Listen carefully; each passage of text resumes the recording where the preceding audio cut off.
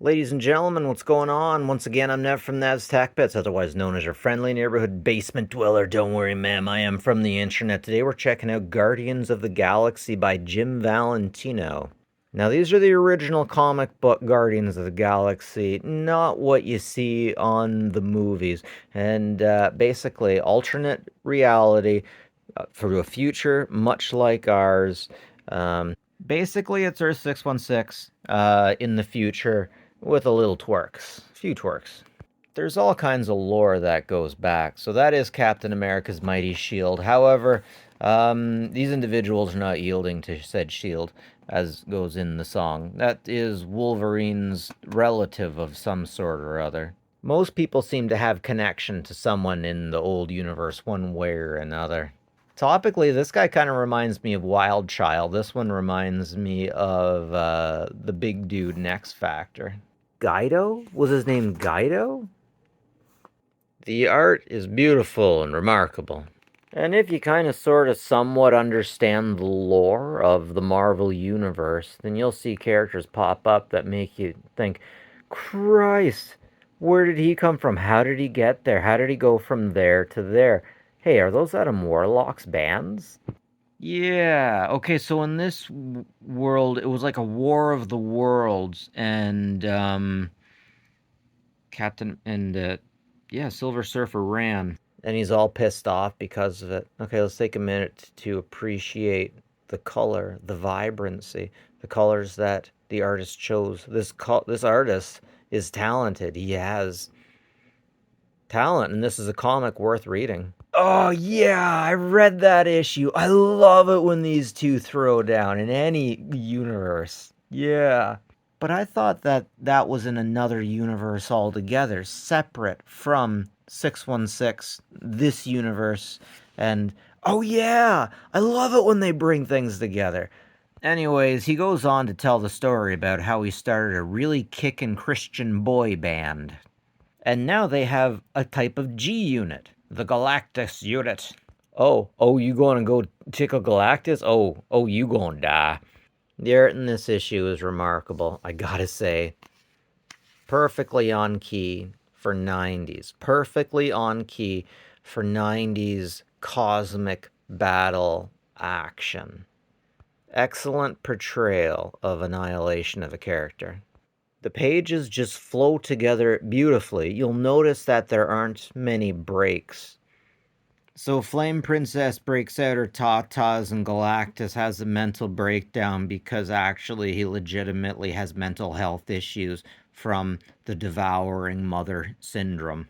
It's a thing, look it up. Look at this jobber just walking up to Galactus and punching him in the foot. Good job. Good job. You done your job. Good way to go. I just love the art. I just love the art. This is perfect. So here's where the Silver Surfer comes back, drops Megadeth, takes him to church. He's all like, Bleach man, why you got the stupidest verse? Dude, it's the truth. Now everybody's giving him guest spots. I don't like that smile. Anyways, the Reaver guy, doesn't that look kind of familiar? That dude with the whistle and the arrow and stuff. Oh, check it out. The Angel of Vengeance still kicks around in here. System Bites? I never heard of that crossover. They didn't do the Spirit of Vengeance much justice in this. There's just something immaculately perfect about this artist's art. Oh, and just for good luck, hey, let's throw Deathlock into it. He comes from an alternate universe, right? So he just like, yeah, we're doing alternate universe. Let's just throw Deathlock in there. Oh, check it out. It's like Scrapper from the Dreadnoks from G.I. Joe, right? Right? Ah, ice cream headache. Ah.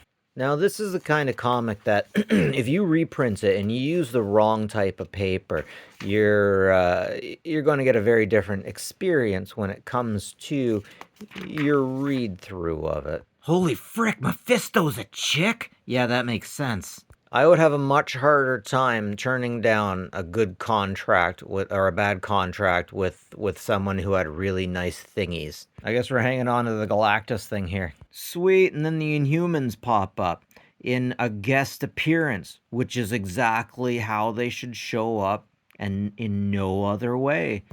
That's remarkable. Check out the art. They seem to be going after a bit of a Jack Kirby vibe with that helmet for Black Bolt, and Buddy on the left, Horseface, who I can never remember his name. I see a lot of art that you can get the idea of what they're reaching for, but they don't really get it. But man, they nail it. I really think they nail it in this issue. I thought he was Hercules for a while. Oh, and hey, let's cross them over with the Infinity War. I mean, why not? We're doing it. All right, we got a guest penciler, Herb Trimp. Very nice. Uh-oh, my cat's coming in. If you hear some meows, you're going to have to accept. Hey, is that Titania? Very nice. Oh my goodness. I'm sorry. I'm sorry. If a woman was ever like that to me and she was my friend or my lover, you just have, she's asking to get that arse smacked. She is just freaking, whoa, those boobs are off center. Whoa, that one's just in business for itself. Like that one, okay, I can see that being natural, but that one's in business for itself. I thought Yellow Jacket was a good girl guy. They, them, Zers, they, but they really managed to make Doc Ock look disgusting. I love it. And then suddenly the heroes pop up and all hell breaks loose. I love it. Oh heck, this is perfect. This is perfect. Okay, so back in Infinity Wars, all of the good guys and maybe some bad guys had doppelgangers made of them that they had to put down, and some were so great they just kept them in the universe. Like in the Spider-Man universe, doppelganger is literally his doppelganger from this time. Everyone just thought he was so freaking crazy they had to keep him. They seem to be dispatched remarkably easy. No story included. And blam, Zarap. Wait, he does a Zarap thing with, he doesn't even say anything? He just gives her an ice cream headache Care Bear stare? What? That seems like a non-consensual zap in a no-no spot. I know she might be a monster, but she still has feelings and rights, and right? These doppelgangers deserve their doppelganger rights. Okay, the Wasp is back and her breasts have calmed down. Didn't we just see this shot? Did I miss something? Yep, more doppelgangers. Nothing beats punching your evil self in the face. Anyways, good guys win, bad guys lose. England prevails. And that was Guardians of the Galaxies by Jim Valentino. Do me a favor, folks, like and subscribe if you like this stuff. It's always appreciated. And as always, folks, take care of each other, will you?